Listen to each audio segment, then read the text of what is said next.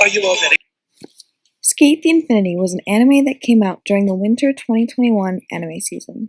In an incredible season where Sk8 had to compete with shows like Attack on Titan the final season and Jujutsu Kaisen, both of which were fan favorites, along with other shows like Quintessential Quintuplets, Sk8 still managed to make an impression on audiences, including me, who followed the series.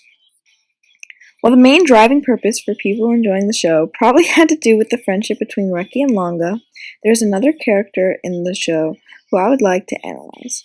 And that character is, of course, the main villain of the show, and someone you should have been able to guess by the title of this video, but Adam, or Ainosuke Shindo.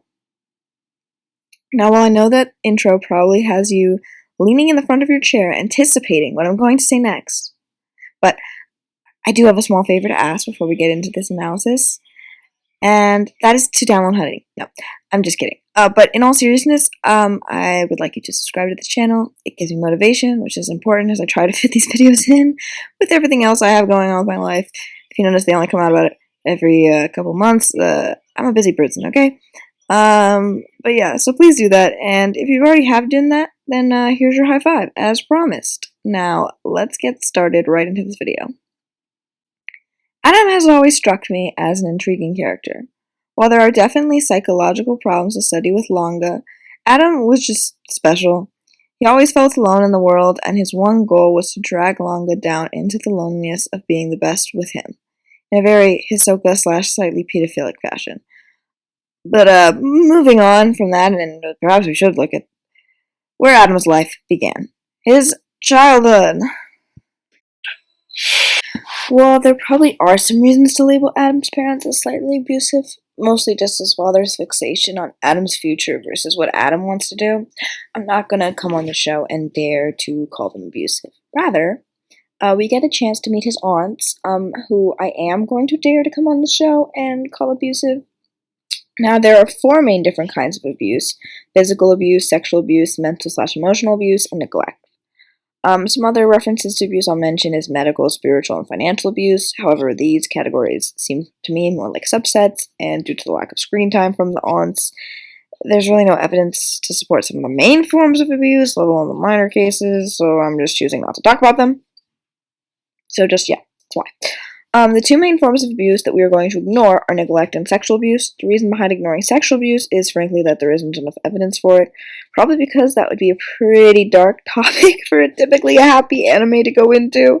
Although it is worth mentioning that topics like sexual abuse aren't anything new to the genre of anime.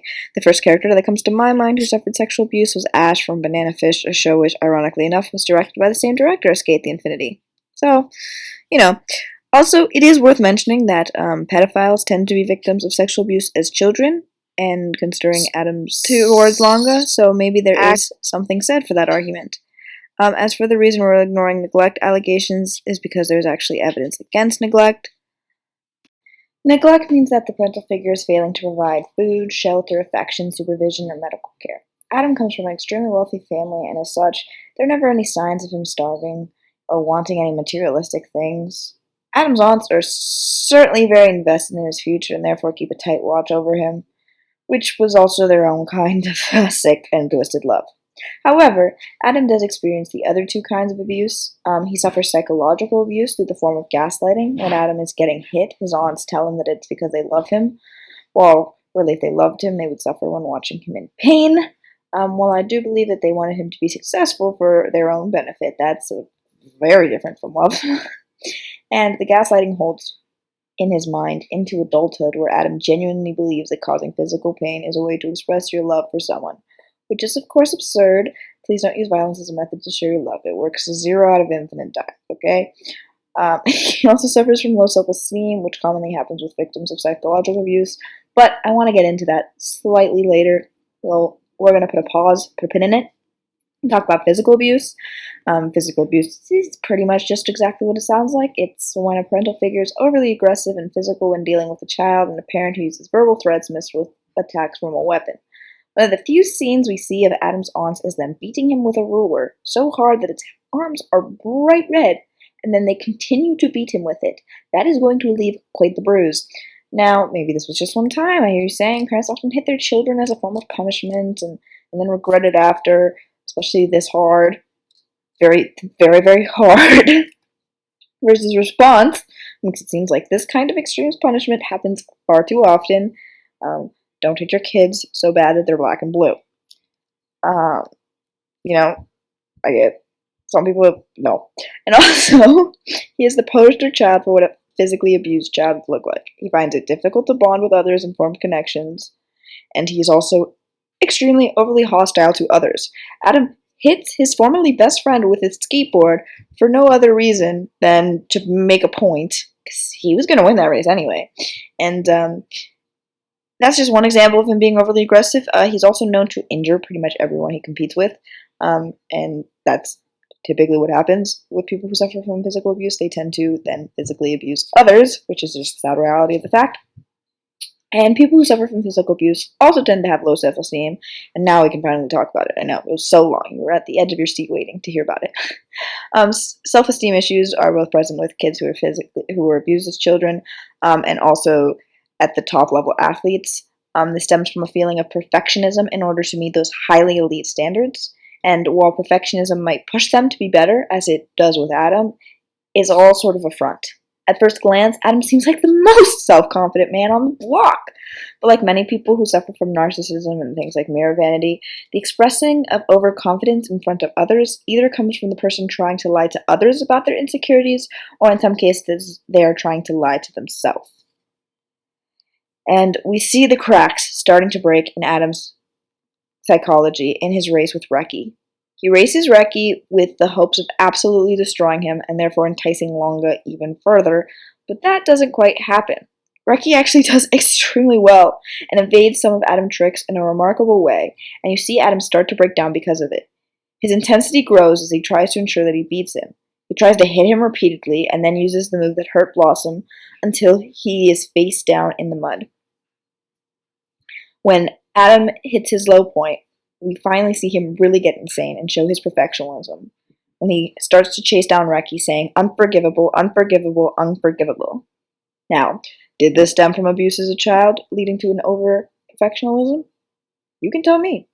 But it seems like maybe not the guy with the biggest self-esteem. Let's just say that for now. And then the last thing I want to talk about is Adam's loneliness. Shakespeare wrote in one of his plays, "Uneasy lies the head that wears the crown." Truth is, Adam has a point. It's lonely at the top. Just how Reki abandons Laga after feeling jealous and Cap Boyd's friends did the same, there are often going to be friends that leave/abandon you because of jealousy. However, Adam didn't have to make that choice of whether to be extremely good and lonely or not and not lonely. He actively left his friends, Blossom and Joe, who continued to want to be his friends and skate with him even after he'd left them, and his servant, although not through skating, also actively tries to fill the role of a friend. So if I had to guess, I would assume that somewhere in this guy's past, an overly insecure and emotional kid had some friends abandon him, leaving him all alone. In fact, we see that his servant friend stopped skating with him, though that wasn't because of jealousy. And then he created in his mind a world where no one could relate to him because he had reached too high a level. He had trouble trusting, and so abandoned those he thought weren't quite good enough and therefore at risk to betray him, and obsessed over the one person he thought finally wouldn't. So thank you so much for watching. As I said before, please like and subscribe. Leave a comment on any other anime characters whose psychology you would like analyzed. Yeah, that's the word, and I will definitely do it, so just, put it, but you might have to wait a couple months. Sorry about that. Love you all so much. Have a great day.